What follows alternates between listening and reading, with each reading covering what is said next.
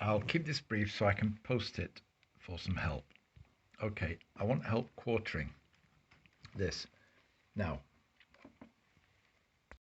in this position, it's quite loose and free. Now it says these cranks going down and those cranks going along.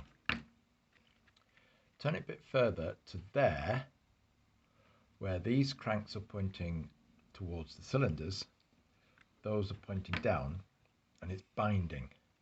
Yep. Go over to there, and it's now free again.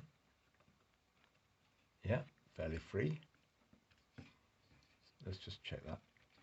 Yeah, about there it's fairly free with these vertical. Go to there. It's not binding too much. Around about there it starts to bind again. Yeah.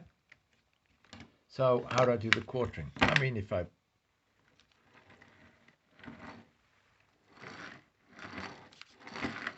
it will roll.